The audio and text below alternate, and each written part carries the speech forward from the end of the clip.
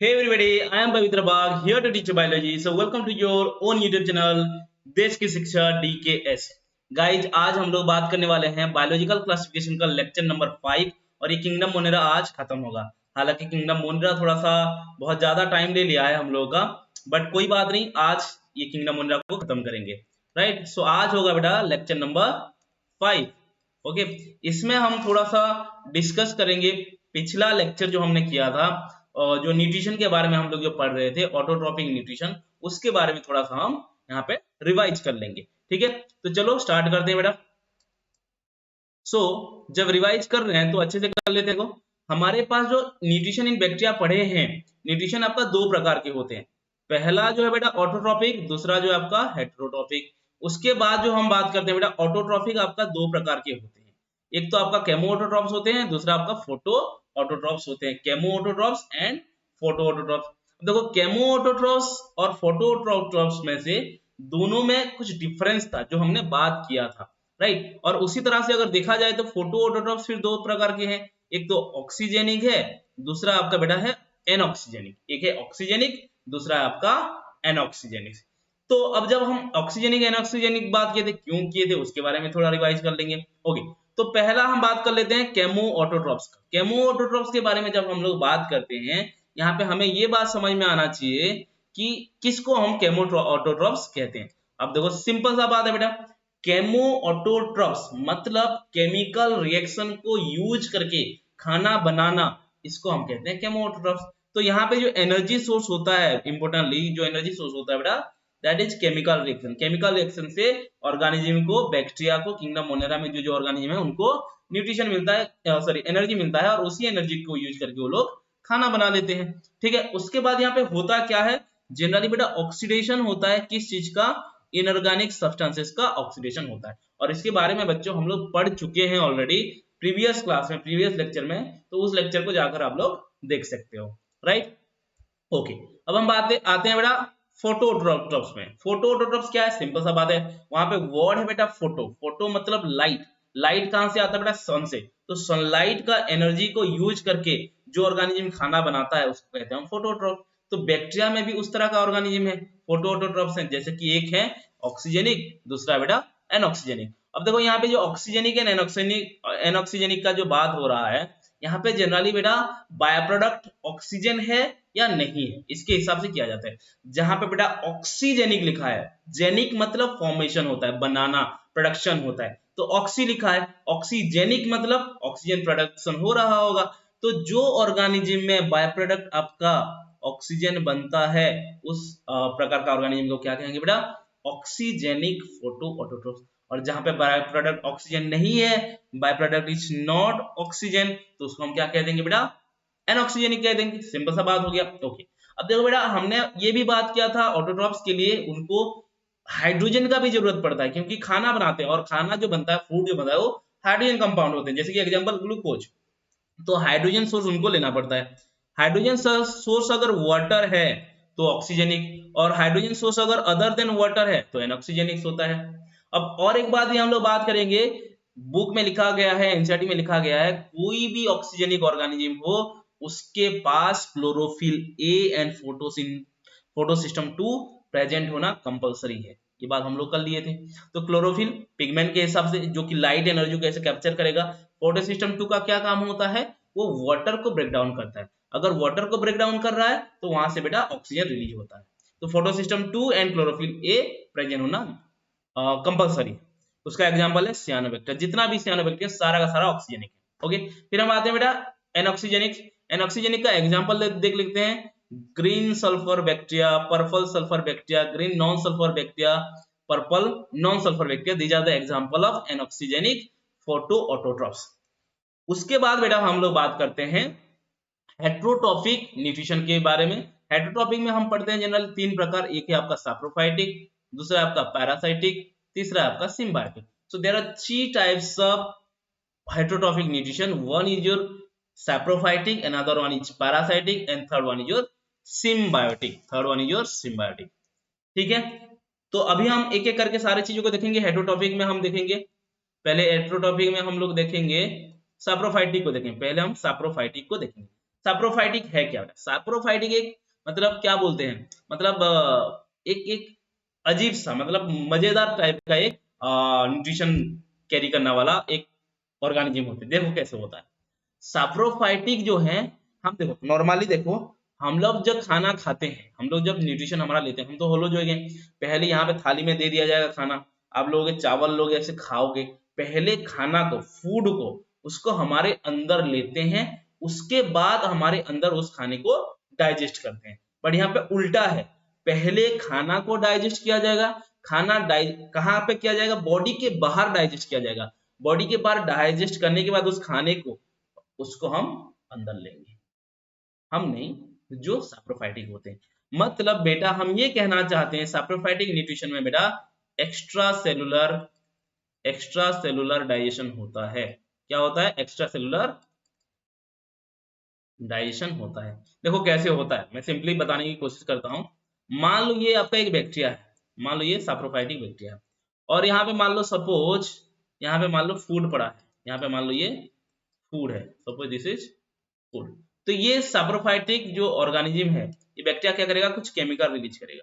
क्या करेगा? कुछ केमिकल रिलीज करेगा। तो देखो केमिकल जब रिलीज कर रहा है, ये फूड को क्या करेगा बेटा, यहाँ पे आकर ये केमिकल आकर इस फूड को डाइजेस्ट करेंगे, और ये फूड डाइजेस्ट होने के बाद इस फूड को, डाइजेस्टेड फूड को ये क्या कर लेगा, एब्जॉर्प्शन कर लेगा। This type of nutrition is called saprophytic nutrition. और ये जनरली होता कहाँ पे बेटा, जहां पे डेड एंड डिकेइंग मटेरियल होता है ना, उसी में होता है। जनरली ये होता है बेटा डेड एंड डिकेइंग मटेरियल में होता है, ठीक है, dead and decaying material. Clear? Okay, इसका कुछ एग्जांपल ले लेते हैं। एग्जांपल है बेटा सैप्रोफाइटिक का, एग्जांपल है लैक्टोबैसिलस। क्या होता है? लैक्टोबैसिलस, ठीक है, ये याद रख लेंगे। चलो आगे चलते हैं। अब आता है बेटा हमारा पैरासाइटिक न्यूट्रिशन। पैरासाइटिक न्यूट्रिशन क्या होता है? पैरासाइटिक न्यूट्रिशन वो होता है, ठीक है, ध्यान से सुनेंगे।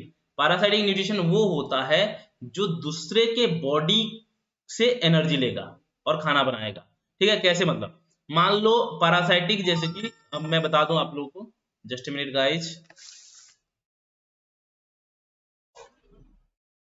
जैसे कि मैं अगर पैरासाइटिक का आप लोगों को समझाऊं, पैरासाइटिक होता क्या है, किसी के लिविंग बॉडी में रहना, ठीक है। देखो अगर ये किसी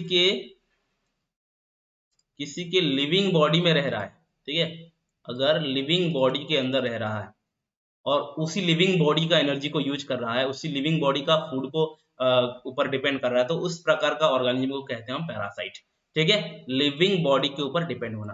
देखो सैप्रोफाइट और पैरासाइट में क्या डिफरेंस है? सैप्रोफाइट आपका नॉन लिविंग के ऊपर डिपेंड कर रहा था, बट पैरासाइट किसके ऊपर डिपेंड कर रहा है? लिविंग बॉडी के ऊपर डिपेंड कर रहा है। तो पैरासाइटिक बेटा दो प्रकार के होते हैं। अगर बेटा लिविंग बॉडी के सरफेस में, अगर आपका बैक्टीरिया अगर लिविंग बॉडी के सरफेस में रहता है, तो उसको हम बोलते हैं बेटा एक्टोपैरासाइट। क्या कह देते हैं इसको?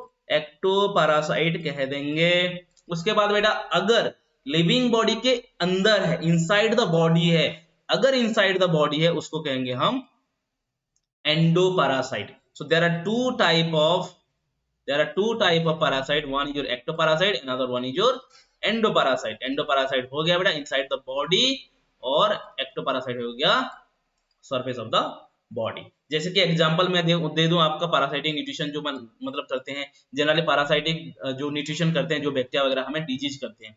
जैसे कि एग्जांपल दो कौन कौन सा डिजीज करते हैं, तो एक हो गया बेटा प्लेग डिजीज हो गया, ठीक है। दूसरा हो गया हमारा ट्यूबरकुलोसिस। आपको जैसे भी मैं बता दूं, ट्यूबरकुलोसिस कौन करता है? माइकोबैक्टीरियम ट्यूबरकुलोसिस करता है, तो वो हो गया आपका पैरासाइट, ठीक है, ट्यूबरकुलोसिस, ठीक है। और मैं अगर एग्जांपल दूं टाइफाइड, जैसे कि साल्मोनेला टाइफी, हमें जो डिजीज करता है साल्मोनेला टाइफी, वो हो गया आपका पैरासाइट वाला, ठीक है। और जैसे कि एक प्लांट में एक डिजीज करता है साइट्रस कैंकर करके, एक बैक्टीरिया है जो कि आपका साइट्रस कैंकर डिजीज करता है। सो पैरासाइट जो होते हैं जनरली डिजीज करते हैं, ठीक है, समझ में आ गया? ओके।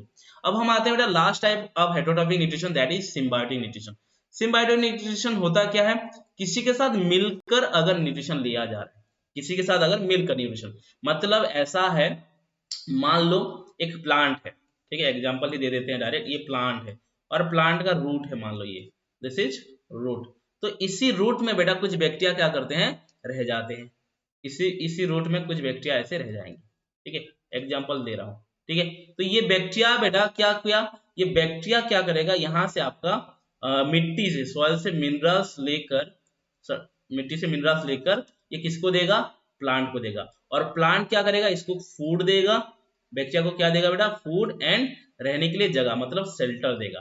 क्या हुआ बेटा, तो प्लांट एंड बैक्टीरिया दोनों एक दूसरे के लिए क्या हो गए, बेनिफिशियल हो गए। जब इस तरह का रिलेशनशिप बनता है, जब इस तरह का न्यूट्रिशन बनता है, जब दो ऑर्गेनिज्म एक दूसरे की मदद करते हैं, जैसे कि ऐसे बोल सकते हो दो जिसमें एक जान, इस तरह का जब रिलेशनशिप बनता है, बैक्टीरिया न्यूट्रिशन दे रहा है और वहां से न्यूट्रिशन ले भी रहा है, उस प्रकार का न्यूट्रिशन को कहते हैं हम सिम्बायोटिक। न्यूट्रिशन दे रहा है मतलब मिनरल वगैरह फिक्सेशन करके दे रहा है, ठीक है। जैसे कि एग्जांपल दे दो मैं इसका, राइजोबियम।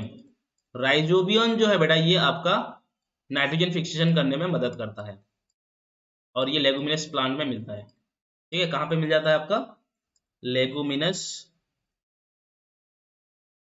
प्लांट्स, ठीक है, ओके। जो कि आपका पल्सेस वगैरह होते हैं ना, दाल मूंग ये सब इन्हीं प्लांट में ये मिल जाते हैं, ओके। अब क्वेश्चन सॉल्विंग के हिसाब से देखा जाए तो बैक्टीरिया का जो किंगडम मोनेरा का जो है सबसे ज्यादा कौन सा न्यूट्रिशन होता है, तो क्वेश्चन जब आता है इस तरह का तो आपको आंसर देना चाहिए हेट्रोट्रॉफिक जो होते हैं मैक्सिमम होते हैं, ठीक है। Heterotrophic nutrition is more, heterotrophic nutrition is more than autotrophic in bacteria, ठीक है, ओके। उसके बाद अगर पूछा जाए हेट्रोट्रॉफिक में से कौन सा सबसे ज्यादा है, तो हेट्रोट्रॉफिक में से सबसे ज्यादा बेटा सैप्रोफाइटिक होते हैं, सबसे ज्यादा कौन सा होता है, सैप्रोफाइटिक होते हैं, ये बात याद रखना है। Saprophytic is more than any other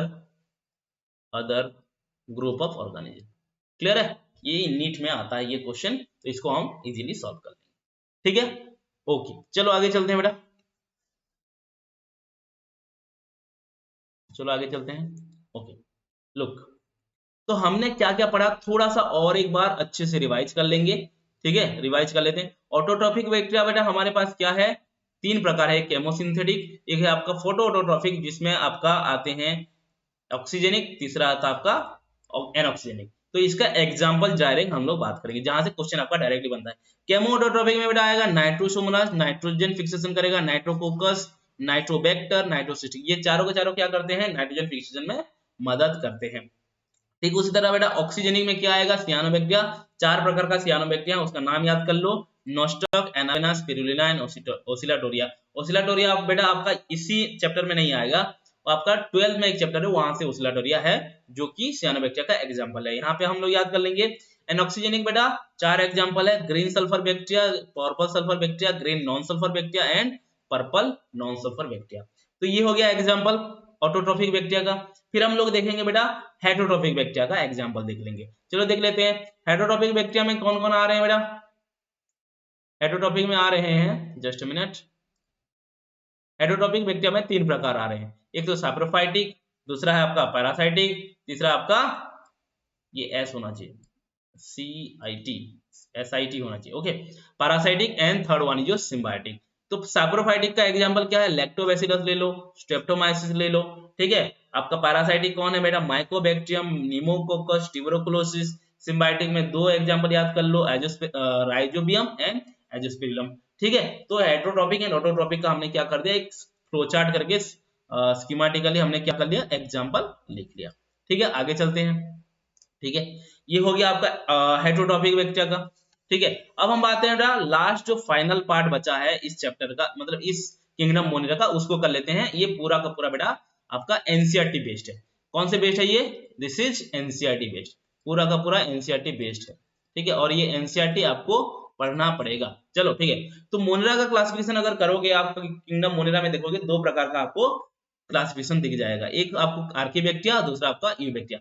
Archie bacteria है क्या बेटा, आर्की, आर्की मतलब ओल्ड, आर्की मतलब होता है ओल्ड, वो बैक्टीरिया को हम कहते हैं जो कि बहुत पुराने बैक्टीरिया हैं, उसको हम आर्की बैक्टीरिया कहते हैं। यू बैक्टीरिया मतलब क्या है बेटा, ट्रू बैक्टीरिया, यू मतलब ट्रू, समझ में आ रहा है, ट्रू बैक्टीरिया, रियल बैक्टीरिया। तो आर्कीबैक्टीरिया में 3 ग्रुप हम पढ़ते हैं, एक तो मिथानोजेन, हैलोफाइल्स एंड थर्मोसिटोफाइल्स पढ़ते हैं। यूबैक्टीरिया में बेटा हम 3 बैक्टीरिया पढ़ते हैं, सियानोबैक्टीरिया, माइकोप्लाज्मा एंड एक्टिनोमाइसीट्स पढ़ते हैं। चलो स्टार्ट करते हैं। पहले हम लोग देखेंगे बेटा आर्कीबैक्टीरिया। आर्कीबैक्टीरिया क्या है बेटा? आर्कीबैक्टीरिया वो बैक्टीरिया है जो आपका पूरा ओल्ड, क्या है ये? ओल्ड बैक्टीरिया, पुराना, ठीक है, एंशिएंट कहा जाता है, ठीक है, एंशिएंट बैक्टीरिया कहा जाता है इनको, ठीक है। तो बेटा इनका जो अगर हैबिटेट देखोगे इतना पुराना है, जब ये लोग बने थे, ये बैक्टीरिया बना था बहुत ही एक्सट्रीम कंडीशन में बना था। Extreme condition in the sense मतलब इस तरह का कंडीशन जहां पे ये बिना ऑक्सीजन का रह लेते थे, मतलब एनएरोबिक कंडीशन का है। तो आर्कीबैक्टीरिया आर एनएरोबिक बैक्टीरिया, ठीक है। एनएरोबिक बैक्टीरिया मतलब विदाउट ऑक्सीजन ये सरवाइव करते हैं, नो ऑक्सीजन लिख सकते हैं यहाँ पे, ठीक है। उसके बाद बेटा ये high temperature, excessive temperature 80 degree to 100 degree में भी रह जाते हैं, ठीक है, हाई टेम्परेचर में रह जाते हैं। हाई टेम्परेचर मतलब 80 टू 100 डिग्री सेंटीग्रेड में भी रह जाते हैं बेटा। उसके बाद अगर हम बात करेंगे ये एसिडिक कंडीशन में भी रह जाते हैं। कितना एसिडिक कंडीशन बेटा? ये आपका पीएच अगर हम देखा जाए तो पीएच 2, 2 पीएच में भी रह जाते हैं, इतना एसिडिक कंडीशन में। अगर इतना एसिडिक कंडीशन अगर किसी ह्यूमन में डाल दो तो जल जाएगा, समझ में आ रहा है? तो एसिडिक कंडीशन में भी रह जाते हैं। उसके बाद बेटा सॉल्ट, हाई सॉल्ट में रह जाते हैं, ठीक है, हाई सॉल्ट एरिया में भी रह जाते हैं, ठीक है, ओके।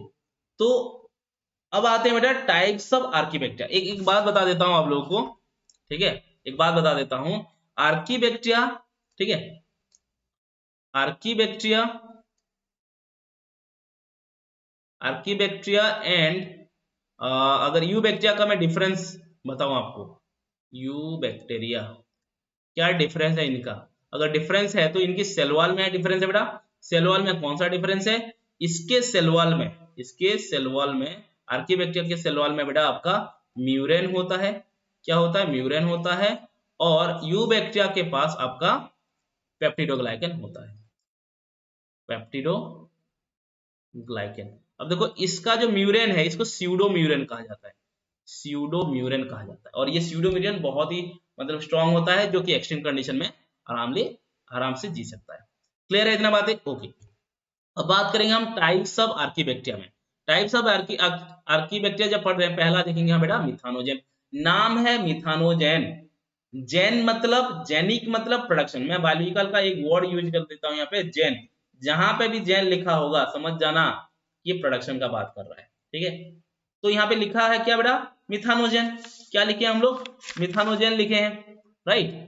अगर यहाँ पे हम लोग मिथानोजेन लिखे हैं तो ये मीथेन प्रोड्यूस करता होगा, यस नो? क्या प्रोड्यूस करता होगा? ऑब्वियस सी बात है, मीथेन प्रोड्यूस करता होगा, ठीक है। तो क्या प्रोड्यूस करता है ये? मीथेन प्रोड्यूस करता है। उस बात को लिख देंगे अभी, ठीक है, ओके।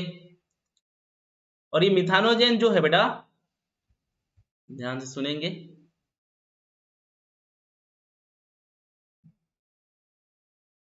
Just minute, okay. हाँ, तो ये जो मिथानोजेन है बेटा मीथेन प्रोड्यूस करता होगा, ऑब्वियस सी बात है। क्या प्रोड्यूस करता है बेटा? That produces, that produces methane. क्या प्रोड्यूस करता है? प्रोड्यूस, प्रोड्यूसेस मीथेन, ठीक है, मीथेन बनाता है, ओके। उसके बाद हम इसके बारे में और क्या जानना चाहिए हमें? देखो ये क्या करता है, ये जो मीथेन बनाता है, ठीक है, कौन कौन सी चीजों से बनाता है? जनरली ये बेटा कार्बन डाइऑक्साइड को यूज करके मीथेन बना लेता है, और कभी कभी बेटा फॉर्मिक एसिड को भी, फॉर्मिक एसिड को कन्वर्ट कर लेता है मीथेन गैस में, ठीक है, ये बात याद रखना है आपको। उसके बाद ये बेटा obligate, this is your obligate anaerobe है। क्या है ये? Obligate anaerobic. क्या मतलब होता है इसका? ऑब्लिगेट एनारोबिक, एनारोबिक मतलब तो होता है without oxygen, no oxygen, without oxygen. But obligate oxygen का मतलब होता है स्ट्रिक्टली ऑक्सीजन फ्री होना चाहिए, स्ट्रिक्टली ऑक्सीजन एब्सेंट होना चाहिए। इसका मतलब ये होता है बेटा मिथानोजेन को अगर जीना है, सरवाइव करना है, तो बिल्कुल बिल्कुल ऑक्सीजन नहीं होना चाहिए। अगर थोड़ा सा भी ऑक्सीजन हुआ तो ये मिथानोजेन गया, ठीक है। थोड़ा सा भी अगर ऑक्सीजन होता है तो मिथानोजेन मर जाता है, ठीक है। तो क्या होना चाहिए बेटा? ऑब्लिगेट एनारोबिक्स होना चाहिए। इसका एग्जांपल हम बात कर लेते हैं। The example of the methanogen is methanobacterium. क्या बेटा? मिथानोबैक्टीरियम,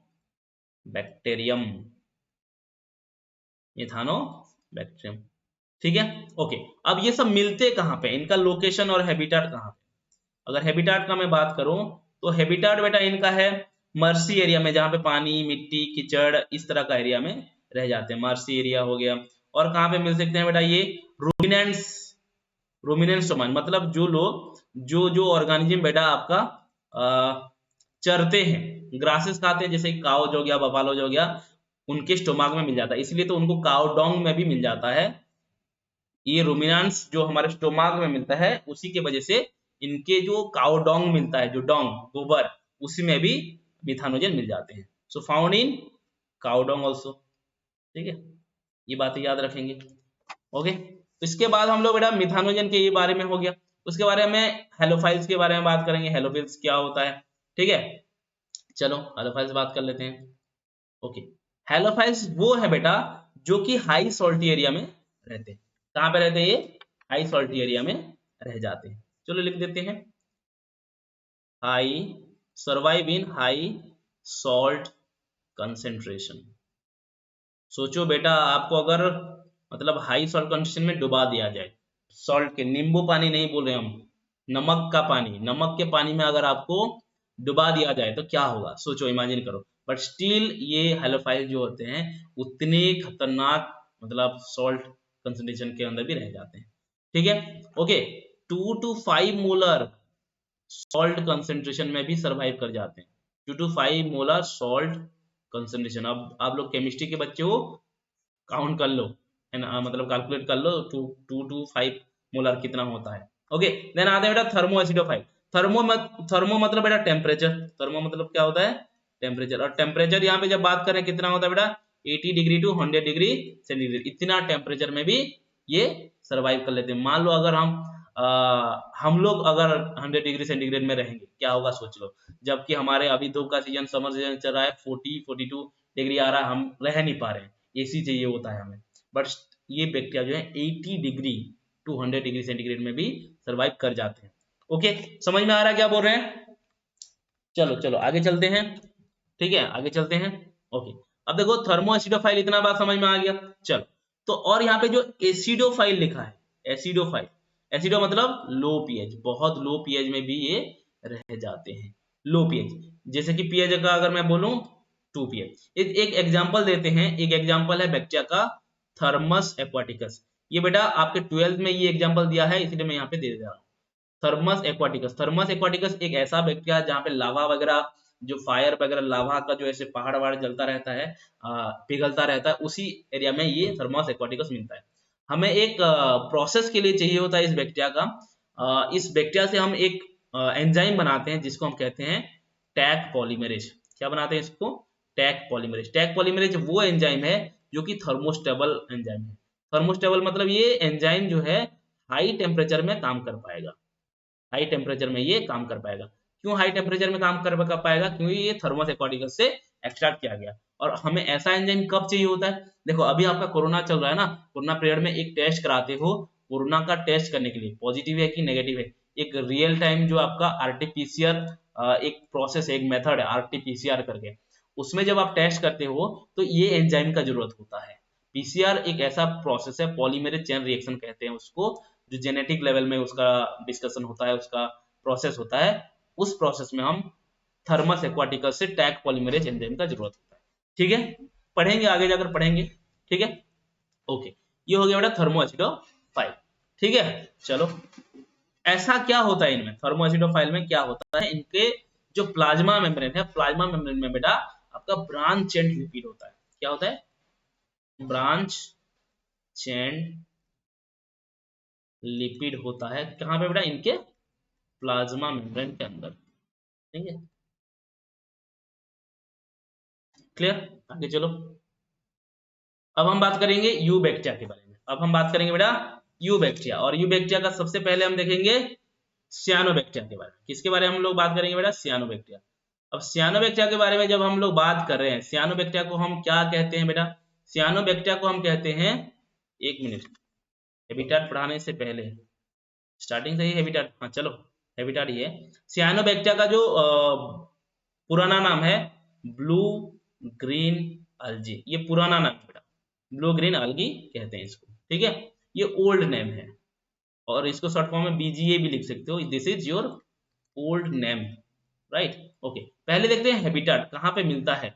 जनरली अगर देखोगे तो ये फ्रेश वाटर में मिल जाता है, पानी एक्वाटिक वाला है ये, फ्रेश वाटर मैराइन में भी मिल जाता है, और ये बेटा सॉइल में मिल जाता है, टेरेस्ट्रियल सॉइल लिख सकते हो इसके लिए, ठीक है, टेरेस्ट्रियल सॉइल में भी आपको मिल जाएंगे, ठीक है। उसके बाद हम लोग देखेंगे स्ट्रक्चर। पहला स्ट्रक्चर बेटा ये यूनिसेलुलर फॉर्म में भी रह सकता है। कौन से फॉर्म में रह सकता है? यूनिसेलुलर। यूनिसेलुलर मतलब देखो एक ही सेल यहाँ पे प्रेजेंट है, यूनिसेलुलर, ठीक है। ये बेटा बहुत सारे यूनिसेलुलर को देखो यहाँ पे 1 2 3 4 ऐसे जो है बहुत सारे सेल को मिलाकर एक फिलामेंट जैसा स्ट्रक्चर बना सकता है। ये जो स्ट्रक्चर है बेटा फिलामेंटस स्ट्रक्चर है। तो इसका दो प्रकार का स्ट्रक्चर हमने बात किया, एक है बेटा यूनिसेलुलर स्ट्रक्चर, दूसरा आपका फिलामेंटस, ठीक है। और तीसरा स्ट्रक्चर भी बना सकता है। तीसरा स्ट्रक्चर जब आपका बहुत सारे बैक्टीरिया एक साथ ऐसे गेट टुगेदर जैसे कर रहे हैं, कॉलोनी जैसा रहते हैं, तो इसको कॉलोनियल स्ट्रक्चर भी कहते हैं, कॉलोनियल स्ट्रक्चर। तो सियानोबैक्टीरिया का 3 प्रकार का स्ट्रक्चर हो सकता है, एक यूनिसेलुलर, एक है आपका फिलामेंटस, तीसरा है आपका कॉलोनियल स्ट्रक्चर, ठीक है। अब देखो बेटा यहाँ पे एक स्ट्रक्चर देख सकते हो, इसी सेल के चारों तरफ ये येलो कलर का एक ऐसा येलो कलर का एक कवरिंग हुआ है, सभी में एक येलो कलर का ऐसे कवरिंग हुआ है।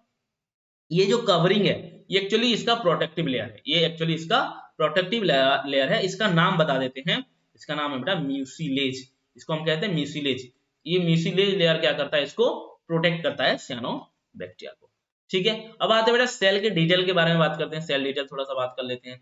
जब पढ़ ही रहे हैं तो इतना सारी चीजें, तो इनके बारे में थोड़ा सा बात कर लेते हैं। देखो सेल डिटेल जब हम बात करें बेटा, यहाँ तो पहला मैं बता दूं ये नॉन मोटाइल क्या है, दे आर नॉन मोटाइल। मतलब नॉन मोटाइल का मतलब क्या है, मूव नहीं कर सकते, ठीक है। अगर मूव नहीं कर सकते तो क्या फ्लाजेला प्रेजेंट है? नहीं, फ्लाजेला एब्सेंट होगा, फ्लाजेला बेटा एब्सेंट होगा, ठीक है। ओके, इनका सेल वॉल होता है कि नहीं होता है, इसका क्वेश्चन पूछता है। सेल वॉल बेटा साइनोबैक्टीरिया का नहीं होता है, एब्सेंट है, cell wall is absent, okay. तो सेल वॉल जब एब्सेंट है तो इनके पास प्लाज्मा मेम्ब्रेन होता है। क्या होता है? प्लाज्मा मेम्ब्रेन होता है। और प्लाज्मा मेम्ब्रेन बेटा सॉरी बच्चों, एक चीज गलत बोल दिया हूं, I am sorry, there is a wrong thing. Cell wall present होता है, I am sorry, cell wall present, mycoplasma का बात बता दिया आप लोग, सेल वॉल प्रेजेंट होता है, ठीक है। जो सेल वॉल प्रेजेंट होता है, जो सेल वॉल जिस चीज से बना है, जस्ट अ मिनट, ओके, तो हमने गलत बोला क्या, सेल वॉल एब्सेंट होता है, एक्चुअल में सेल वॉल प्रेजेंट होता है, सॉरी फॉर दैट, ओके। तो यहाँ पे जो सेल वॉल होता है बेटा, ठीक है, जो सेल वॉल होता है इसका कंपोजिशन अगर मैं बोलूं, सेल वॉल का कंपोजिशन होता है बेटा, इसका सेल वॉल का कंपोजिशन होता है पेप्टिडोग्लाइकन। क्या होता है? Peptidoglycan, okay. अब देखो यहाँ पे एक स्ट्रक्चर है बेटा, यहाँ पे जो ये प्लाज्मा मेम्ब्रेन है, इस प्लाज्मा मेम्ब्रेन के ध्यान से देखेंगे, ये जो प्लाज्मा मेम्ब्रेन है, प्लाज्मा मेम्ब्रेन में एक इनफोल्डिंग है। अब इनफोल्डिंग को बेटा हम जनरली मेसोजोम कहते हैं, बट यहाँ पे साइनोबैक्टीरिया के जो प्लाज्मा मेम्ब्रेन में जो इनफोल्डिंग है, उस इनफोल्डिंग को हम मेसोजोम नहीं कहते हैं, इसका एक दूसरा नाम है बेटा, उसको हम कहते हैं क्रोमाटोफोर। ये क्रोमाटोफोर जो है, ये मतलब इसमें पिगमेंट्स पड़े होते हैं बेटा। क्या होता है? पिगमेंट्स पड़े होते हैं, इसके अंदर ऐसे पिगमेंट्स पड़े होते हैं, ठीक है। ये पिगमेंट के वजह से इसको क्या कहते हैं हम? क्रोमाटोफोर कहते हैं। सो क्रोमाटोफोर में पिगमेंट्स पड़े होते हैं। कौन कौन से पिगमेंट्स पड़े होते हैं बेटा? एग्जांपल अगर मैं दूं, क्लोरोफिल ए होता है, इसमें आपका फाइको एरिथ्रिन होता है रेड कलर का, ठीक है, फाइको एरिथ्रिन। आपका जो क्लोरोफिल ए बताया हूं वो ग्रीन कलर का होते हैं, ठीक है, दिस इज फाइको एरिथ्रिन। उसके बाद बेटा यहाँ पे और एक होता है फाइकोसियानिन होता है, फाइकोसियानिन। फाइकोसियानिन आपका ब्लू कलर का होता है, ये ब्लू कलर का हो गया, ये आपका रेड कलर का हो गया, ये आपका ग्रीन कलर का हो गया। लेकिन आपका फाइकोएरिथ्रिन कम अमाउंट में होते हैं, अब ब्लू एंड ग्रीन वाला जो क्लोरोफिल जो पिगमेंट है वो ज्यादा होते हैं, इसलिए इसका नाम बेटा ब्लू ग्रीन आल्गी पड़ गया है, ठीक है। उसके बाद बेटा ये क्या क्या स्टोर करता है, क्या स्टोर करता है? स्टोर इन द सेंस, ये मतलब इसके अंदर क्या स्टोरेज बॉडी है, क्या हो गया इसको, okay, something wrong with something, just a minute,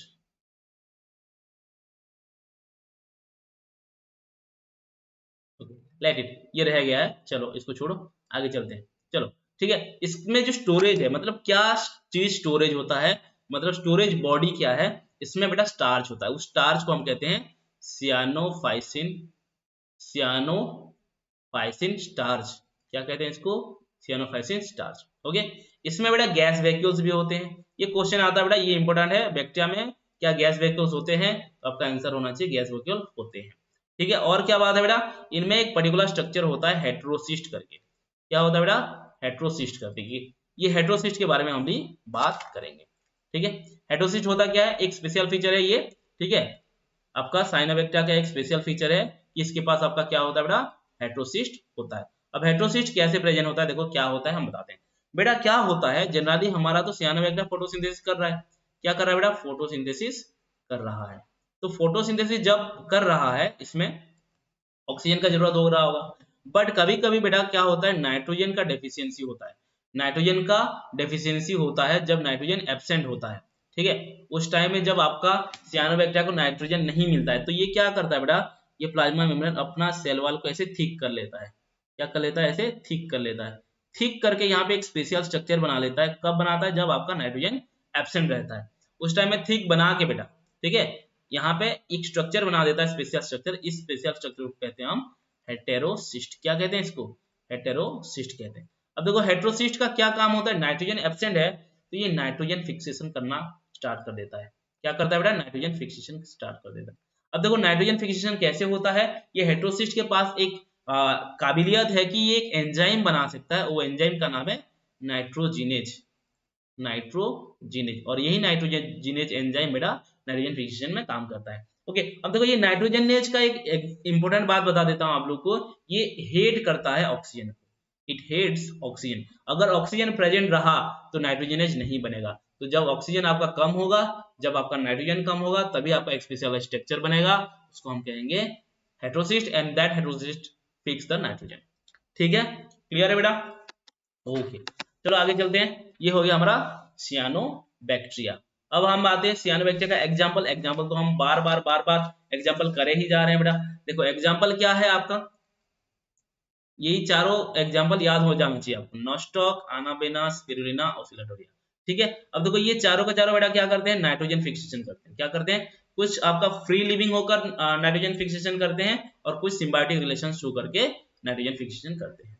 ठीक है, कुछ आपका फ्री रहकर नाइट्रोजन फिक्सेशन करते हैं, फ्री लिविंग कहते हैं उनको, और कुछ सिम्बायोटिक रिलेशनशिप मेंटेन करके नाइट्रोजन फिक्सेशन करते हैं। चलो स्टार्ट करते हैं, तो देखते हैं बेटा नाइट्रोजन फिक्सेशन जो हो रहा है, सिम्बायोटिक का देख लेते हैं, सिम्बायोटिक का देख लेते हैं। सिम्बायोटिक का क्या है देख लो, सिम्बायोटिक का एग्जांपल हम करेंगे, एग्जांपल से क्वेश्चन आता है। ठीक है, एक सिकास प्लांट होता है, उसी सिकास प्लांट का जो रूट होता है, उस रूट को कहते हैं हम कोरोलॉइड रूट। उसी कोरोलॉइड रूट में आपका कोई भी एनी सियानोबैक्टीरिया क्या करेंगे, दोनों मिलकर nitrogen fixation, sorry, any सियानोबैक्टीरिया present रहता है। ठीक है, अब देखो सिम्बायोटिक का मतलब क्या मैंने बताया था, एक ऑर्गेनिज्म के साथ दूसरा ऑर्गेनिज्म रहेगा और ये एक दूसरे के लिए हेल्पफुल होंगे। तो सिकास के कोरोलॉइड रूट में एनी सियानोबैक्टीरिया, कोई भी सियानोबैक्टीरिया रहता है और क्या करता है बेटा, नाइट्रोजन फिक्सेशन में मदद करता है। एक और बैक्टीरिया और एक प्लांट है, जैसे कि एजोला एक फॉन है बेटा, इस फॉन प्लांट में बेटा आपका जनरली अनाबेना जो सियानोबैक्टीरिया है, ये इसके साथ रहकर नाइट्रोजन फिक्सेशन करता है। लाइकेन बेटा फंजाई के साथ रहकर नाइट्रोजन फिक्सेशन चलता है, फंजी प्लस एनी साइनोबैक्टीरिया। ठीक है, ये दोनों मिलकर आपका क्या बनाएंगे बेटा, नाइट्रोजन फिक्सेशन करेंगे। क्लियर है, so this is all about your cyanobacteria. अभी हम बात करेंगे बेटा पीपीएलओ और माइकोप्लाज्मा के बारे में। माइकोप्लाज्मा होता क्या है, इसके बारे में बात करेंगे। देखो पीपीएलओ इसका फुल फॉर्म है पीपीएलओ। पीपीएलओ क्या होता है बेटा, प्लूरो न्यूमोनिया लाइक ऑर्गेनिज्म। क्या मतलब हुआ इसका, P for pleuro, P for pneumonia, like organism, L for like organism. अब देखो बेटा प्लूरो मतलब होता है एक फ्लूइड होता है हमारे लंग्स के चारों तरफ, प्लूरल फ्लूइड कहते हैं। तो ये प्लूरल फ्लूइड में मिलता है ये माइकोप्लाज्मा। किसका प्लूरल फ्लूइड में मिलता है बेटा, लंग्स ऑफ कैटल के प्लूरा फ्लूइड में प्रेजेंट होता है आपका माइकोप्लाज्मा, और ये न्यूमोना डिजीज करता है, इसलिए इसका नाम पड़ गया बेटा पीपीएलओ। इसका साइज के बारे में बात किया जाता है, साइज जो है बेटा दैट इज 0.3 मिलीमीटर। ठीक है, ओके, ये this is the smallest living cell, इसको कहा जाता है this is the smallest living cell, right, this smallest living cell. Okay, और इसका जो एक खासियत है, इसमें सेल वॉल नहीं होता, इसमें बेटा सेल वॉल नहीं होता, सेल वॉल एब्सेंट है। देखो सेल वॉल एब्सेंट होने की वजह से माइकोप्लाज्मा के ऊपर पेनिसिलिन का कोई फर्क नहीं रहता, पेनिसिलिन का कोई इफेक्ट नहीं रहता। No effect of, no effect of penicillin. Penicillin क्या है, एक एंटीबायोटिक है जो सेल वॉल को ब्रेक डाउन करता है बैक्टीरिया का। तो यहाँ पे सेल वॉल ही नहीं है तो ये पेनिसिलिन का कोई इफेक्ट नहीं रहेगा। तो ये क्वेश्चन आ सकता है कौन सा एंटीबायोटिक का कोई फर्क नहीं पड़ता है किसको, सेल वॉल को। तो आपका आंसर होना चाहिए पेनिसिलिन का कोई भी इफेक्ट नहीं होता है हमारे इसके ऊपर, माइकोप्लाज्मा के ऊपर। क्लियर है। उसके बाद अगर मैं बात करूं बेटा, इसका सेल वॉल एब्सेंट है तो ये सेल वॉल एब्सेंट होने की वजह से ये अपना शेप को भी चेंज कर सकता है। क्या कर सकता है बेटा, शेप को चेंज कर सकता है। जब ये अपना शेप को चेंज कर पाता है इसीलिए इसको बोलते हैं जोकर, क्या कहते हैं बेटा इसको, joker of plant kingdom, joker of plant kingdom. अब इसको हम जोकर ऑफ प्लांट किंगडम क्यों कह रहे हैं, जोकर ऑफ प्लांट किंगडम इसीलिए कहते हैं, प्लांट किंगडम क्यों कह रहे हैं जबकि ये किंगडम मोनिरा में पड़ रहे हैं। प्लांट किंगडम इसीलिए कहते हैं बेटा क्योंकि हम पहले अर्लियर जब क्लासिफिकेशन किए थे plant kingdom and animal kingdom, उसी टाइम में ही हमने क्या कर दिया था, इसको प्लांट किंगडम में ऐड कर दिया था और उसी टाइम से ही ये प्रॉपर्टी हमें पता था, इसीलिए वहां से हम लोग क्या बोल दिए बेटा, जोकर ऑफ प्लांट किंगडम कह दिया गया है। ठीक है, ओके। इसके पास बेटा डीएनए होता है, इसके पास डीएनए होता है जो कि लीनियर होता है, सर्कुलर नहीं होता, लीनियर होता है। ये इंपॉर्टेंट है क्योंकि बैक्टीरिया में जनरली सर्कुलर डीएनए होता है बट इसके पास बेटा लीनियर डीएनए है। उसके बाद बेटा इसके पास सेल वॉल तो नहीं होता बट आपका 3 लेयर का प्लाज्मा मेम्ब्रेन होता है, प्लाज्मा मेम्ब्रेन का 3 लेयर होता है। देखो यहाँ पे देख सकते हो प्लाज्मा मेम्ब्रेन 1 2 3 3 लेयर, इसका प्लाज्मा मेम्ब्रेन कितना है, 3 लेयर है। क्लियर है, ओके। और क्या बेटा ये डिजीज कर सकता है, ये डिजीज करता है बेटा both in plant and animal, both in plants and animals, दोनों में ये डिजीज कर सकता है। ठीक है, क्लियर है, इतना बातें समझ में आ गया। और ये बेटा डेफिनेटली एनारोबिक्स है, विदाउट ऑक्सीजन ये सरवाइव करता है। ठीक है, ओके। चलो आगे चलते हैं। ये हो गया आपका माइकोप्लाज्मा। माइकोप्लाज्मा के बाद हम बात करेंगे एक्टिनोमाइसीट्स। बेटा एक्टिनोमाइसीट्स आपके बुक में नहीं दिया है, ये आउट ऑफ सिलेबस है, लेकिन यहाँ से कुछ क्वेश्चंस आते हैं इसीलिए मैं बता देता हूँ। बेटा इसका पूछा जाता है, कुछ एग्जांपल देकर पूछा जाता है कि which of the following is एक्टिनोमाइसीट्स। पहले एक्टिनोमाइसीट्स को फंगस सोचते थे but that is not a fungus. ठीक है, तो एक्टिनोमाइसीट्स का एग्जांपल है बेटा माइकोबैक्टीरियम, फ्रैंकिया एंड स्ट्रेप्टोमाइसिस, ये जो जीनस है ये आपका एक्टिनोमाइसीट्स है। और एक इंपॉर्टेंट क्वेश्चन आता है एक्टिनोमाइसीट्स से कि इसका जो फंक्शन है, function of एक्टिनोमाइसीट्स match with fungi, match with fungi, तो इसको हम कहते हैं बेटा रे फंगी। क्या कहते हैं इसको, रे फंगी कहा जाता है। रे फंगी क्यों कहा जाता है, इसका जो स्ट्रक्चर है बेटा रेडियल स्ट्रक्चर में होता है और जैसे फंगस होते हैं ना उसी तरह से होते हैं, इसलिए इसको कहते हैं हम रे फंगी। क्या कह देते हैं, रे फंगी। ठीक है, so this is all about your monera classification. ठीक है, सो आज का क्लास बेटा इतना ही है। Thank you so much. अगर आप लोगों को अच्छा लगता है वीडियो को लाइक करो, शेयर करो, सब्सक्राइब करो एंड इंस्टाग्राम एंड टेलीग्राम में हमारा देश की शिक्षा में ज्वाइन कर सकते हो for the notes and thank you so much guys, bye bye, take care.